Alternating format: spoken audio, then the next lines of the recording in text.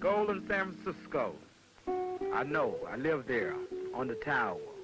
Seagull, pigeon, but I like it. Yeah.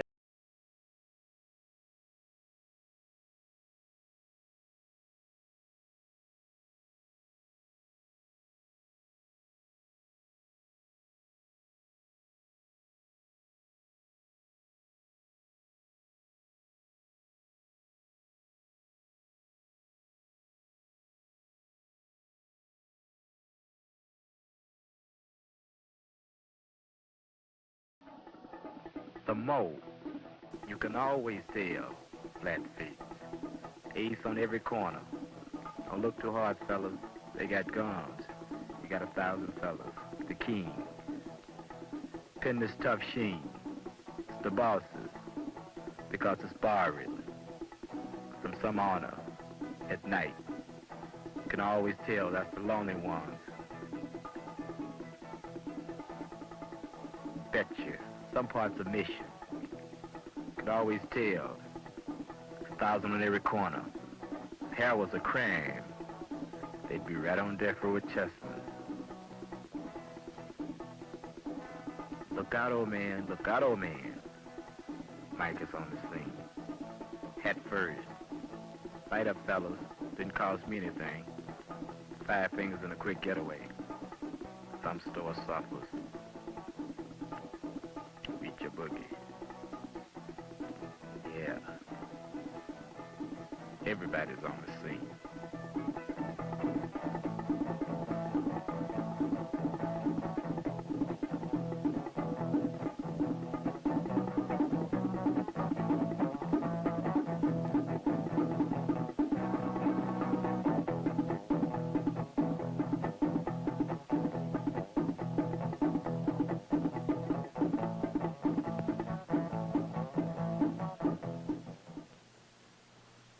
Stanley Mosk, Attorney General of the State of California.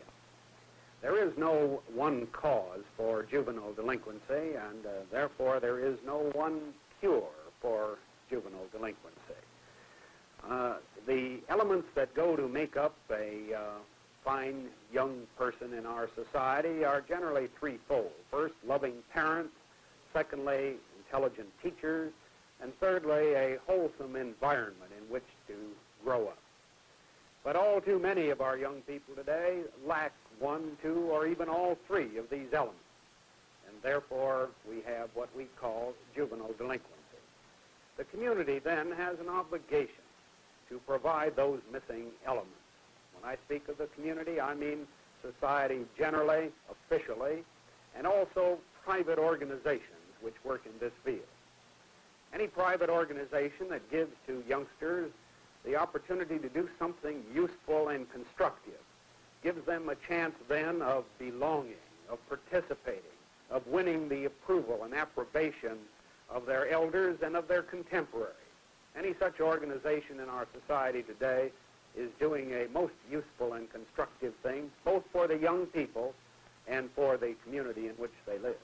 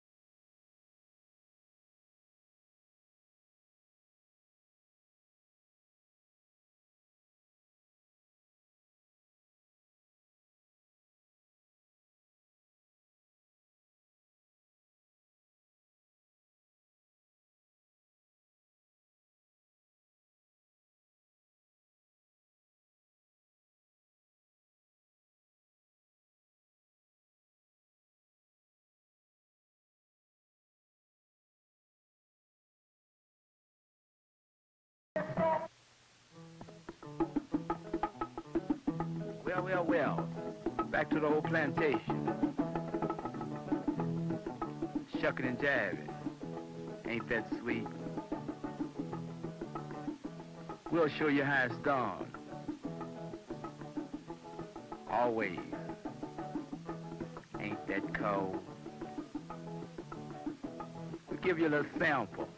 You look like Elvis before he went to service. Those are a couple of my good friends. They're squares. Looks like the fight of Patterson and Ingemar, but it's not. A left to the right, a left to the jaw, a right to the chin, a feet to the chest, a knife in his back, brass knuckle on his head. Someone is on the ground, someone is on the ground. I think it's the referee. No, it's not. It's an officer. Don't get panicked, ladies, don't get panicked, ladies. Nothing will happen. It's only in fun. Look out, keep it clean with thinner jeans. No feet.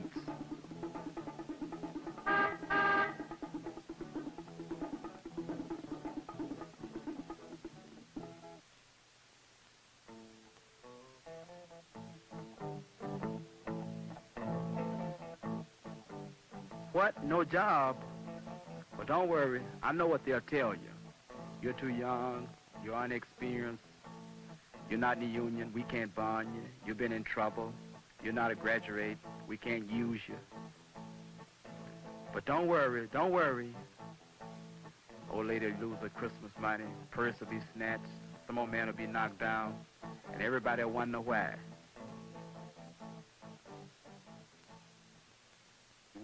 So like people, but if they don't see you fight, it's hearsay. That's what they believe it because you're in a club and you wearing a club jacket. That's what you're a thug right away to the public den. You know, but it's some people that realize that that by being in a club, but it can be a good thing, and a club can be a bad thing. Yeah, but you have to start off with the right thing to end up right. When Carl May started Youth for Service, he realized he could work through the leaders of the jacket clubs. At first, I went out and looked up these boys on the street. This is John Bird, president of the Warlords, a very important club in San Francisco. I just put it up to them, would they help? I told them we needed them, and it worked because it was the truth.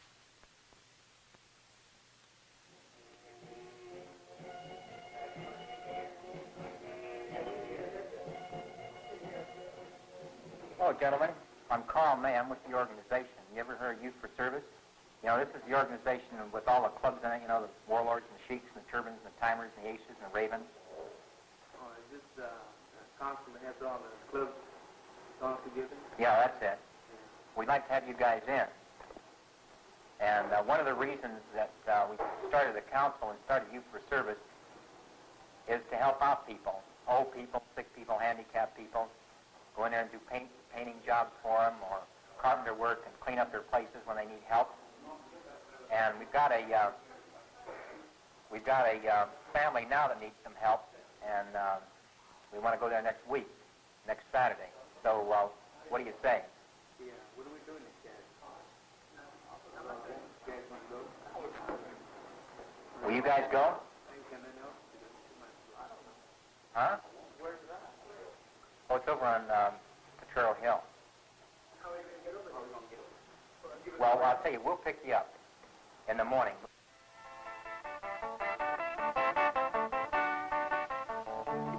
This is a Youth for Service work project. These boys are working for nothing, doing something for somebody else who needs help. Why are they doing it? The answer is that these boys are no different than the rest of us. They need to be needed.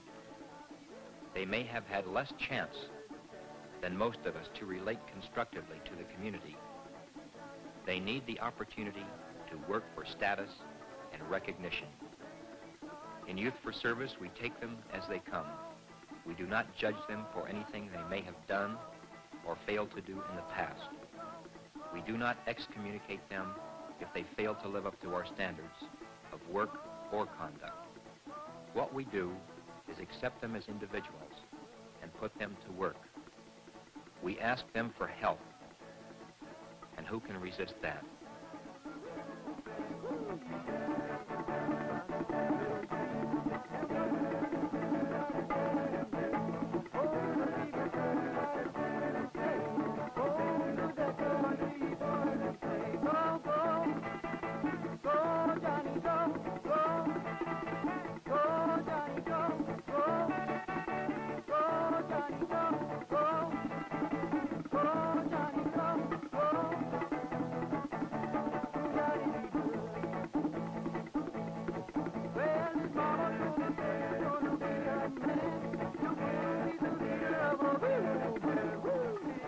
Another project built a new parking area for a community center. Youth for Service is not a training program for future employment, but it does give the opportunity to learn something of new skills. Work projects are referred from many sources, chiefly from social agencies. The Departments of Public Health and Public Welfare, the Visiting Nurses Association, the Family Service Society, and others. The entire Youth for Service program has been made possible through generous help from church groups, businessmen, school and civic authorities, and private as well as public agencies.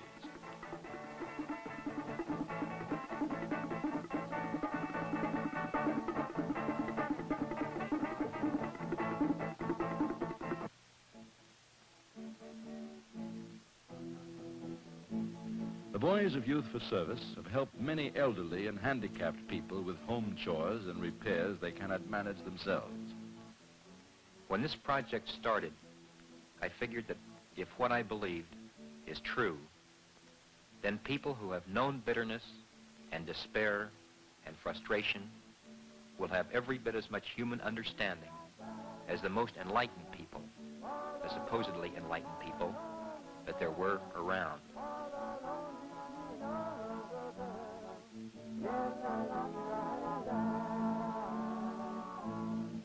Here I stand, all alone in my heart today, all alone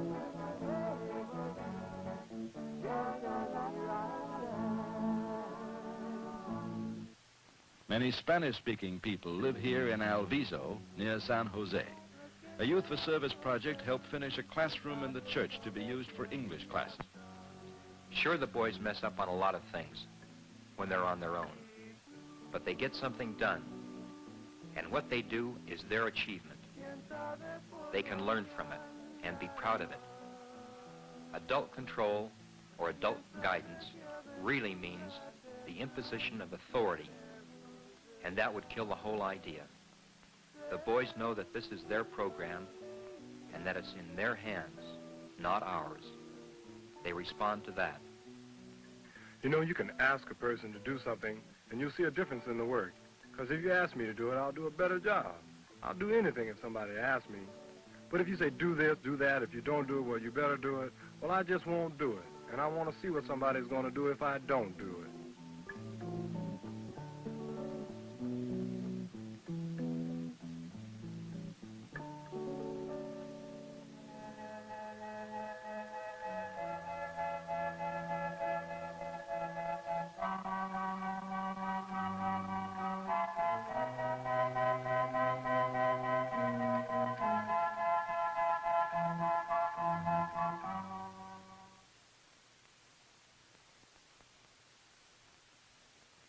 The boys of Youth for Service give of their strength and time and skill, and the community gives too. And both get back more than they give, a sense of sharing. And the boys get something they greatly need, tangible evidence of community confidence in them, expressed in terms of good materials and efficient and valuable equipment.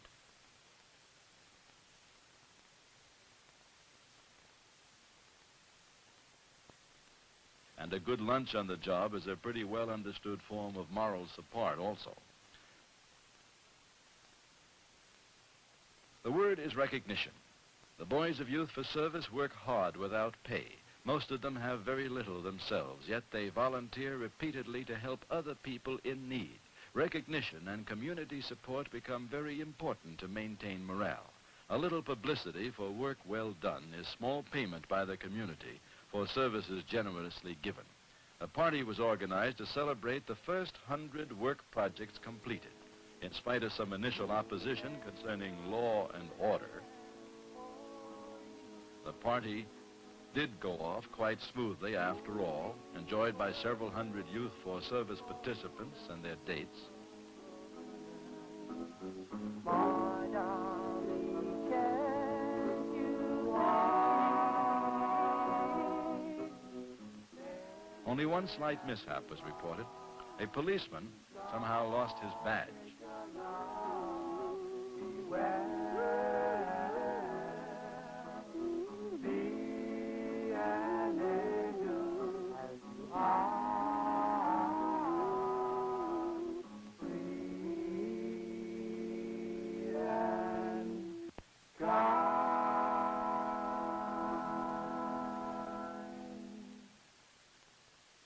A council of youth clubs from all parts of the city developed directly from the contacts made on work projects. The boys themselves decided they wanted a common meeting ground where they could adjust differences between the clubs before they blew up into rumbles. They also wanted to promote social affairs and special projects on a citywide basis. Both prestige and security were involved in belonging to the organization. One of the first council projects developed in support of the National Youth March for Integrated Schools held in Washington, D.C. in April 1959. The boys in Youth for Service know that integration is not just the struggle of American Negroes for equality, but it's linked with the fight against discrimination of all newly arrived minority groups. 100 years ago, the Irish made up less than 1/3 of the population of New York, but they were charged with over 2/3 of the arrests. There were newcomers then. Today, the Puerto Ricans, the Mexicans, the Pacific and Oriental peoples are the newcomers. The Youth for Service Council raised the money to send a delegate to Washington, the only one sent by a San Francisco youth organization, and he carried petitions gathered by many other groups as well, with over 6,000 signatures.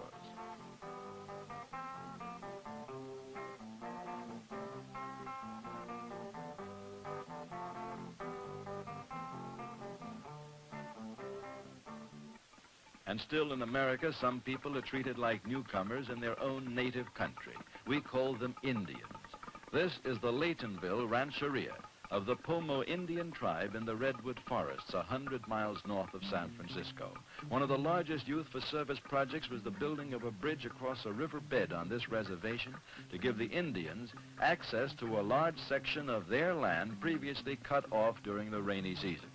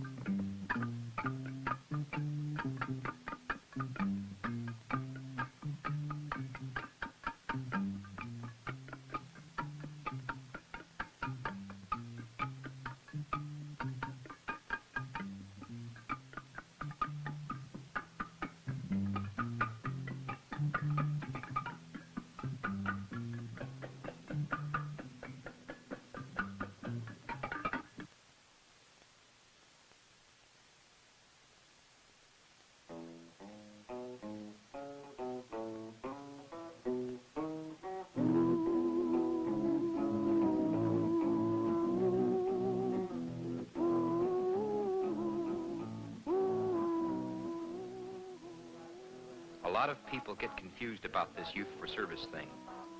They tend to lump people into categories or groups. There are people who think of Youth for Service as a youth-serving agency purely in terms of juvenile delinquency prevention. Well, if it works that way, that's fine. But that's not our primary focus. That's not what we're here for. Accepting individuals, that's what makes the whole thing meaningful. When it comes right down to it, we have no political axe to grind, no religious axe to grind, no social acts, or anything except that we are trying to reconcile differences between people. And that's what this whole project is about. Reconciling differences, as well as doing something useful. My son, oh my son, oh, oh, oh, oh, oh, oh, oh.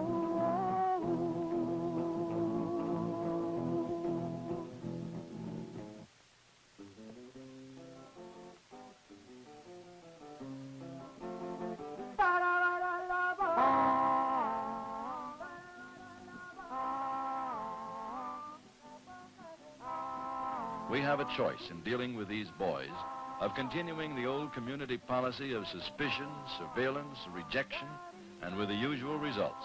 Or we can take a new look at them and our own attitudes and start to assume our just obligation as citizens in helping them achieve recognition and responsibility in the community.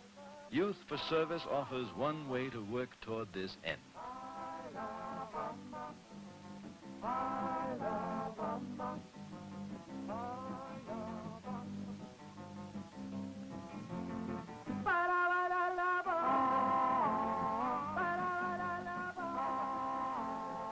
Well, the bridge is built. Youth for Service. Nobody, least of all the friends, thinks this program is a cure-all for anything. If it does mean something, it'll be what the boys make it mean, with our help.